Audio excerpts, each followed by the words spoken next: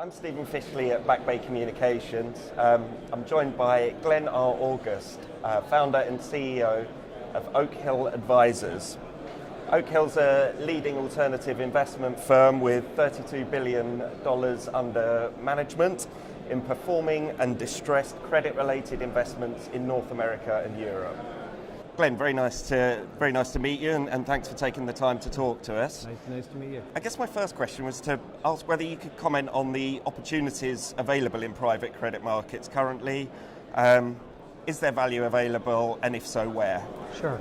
Well, you have to start with the fact that interest rates are very low, and with rates so low, people are looking for yield. And if the 10-year Treasury today in the U.S. is at 240 and leverage loans are at 5%, and high yield at 6%.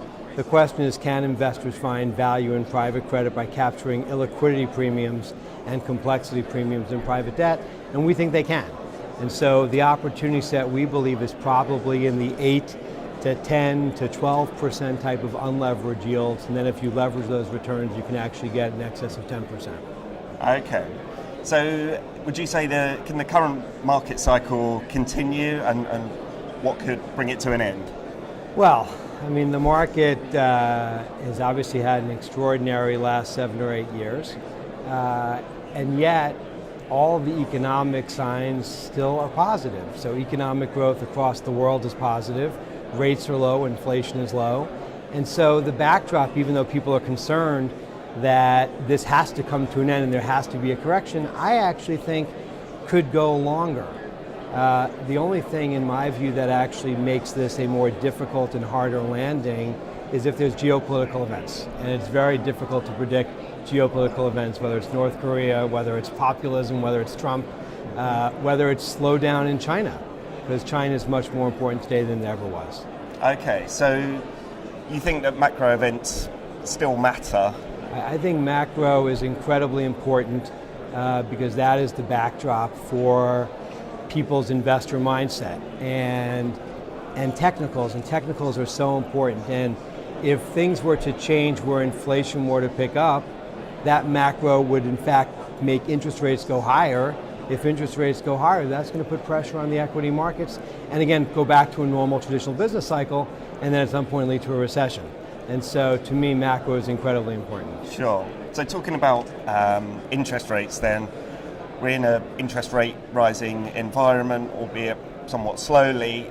Is that good or a bad thing for credit markets? Well, I think that the rate environment is actually not growing, that is not expected to rise that much.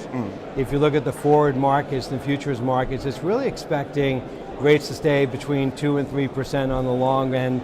In the US, closer to 3% over the next 5 years, and in the European markets, German 10-year in 5 years is expected to be only nearly 2%. And so I think that's actually a sign of good, modest growth with low inflation. I think that's a very, very good backdrop for investors. Okay. And if you were asked to allocate to only one area of the credit market, then where would that be? Well, it's funny because obviously we're here today at a private credit conference, but we're investors and managers who vote with our feet, and the syndicated markets today are generally fairly priced. We like bank debt, probably a little bit more than high yield, but private credit, where you can actually capture those illiquidity and complexity premia, we think is actually very interesting, and so that's where we're actually focusing a lot of our efforts today. Could you comment on the weakening covenants in the market at the moment?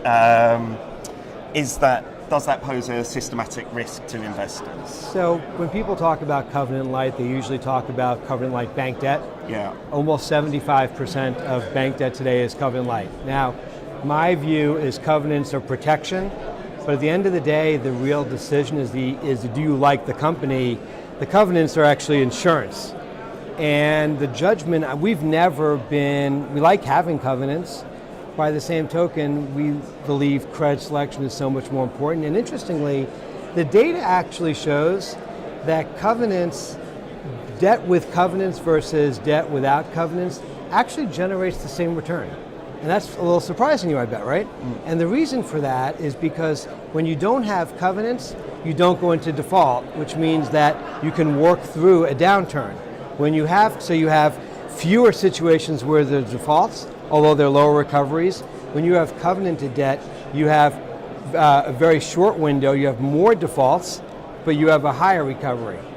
And so it's an interesting balance, but the trade-off is they're equal. And so for my part, I'd much rather have a good company, that's what counts more, and then really believing in the management, the industry, and so on. Sure. Just a final question for you. Where next for private equity, and have valuations reached a peak? So it's hard to see that valuations aren't in the top quartile of where they are, if not even the top decile. I gave a presentation yesterday, as you know, and one of my big slides on valuation was a slide of Mount Everest Base Camp at 5,200 meters, and the comment was, the air is thin. There's nothing of super value out there today. That said, I actually believe in private equity. I believe, especially the best top quartile managers, I believe they can generate double-digit returns. I think they're lower than the 15 to 20% returns net that people hope for and expect. But I believe that good companies bought at fair prices with good management teams and good leadership by private equity sponsorship can actually generate pretty good returns. That's great. Thank you very much for that, Glenn. Cheers. Thank you.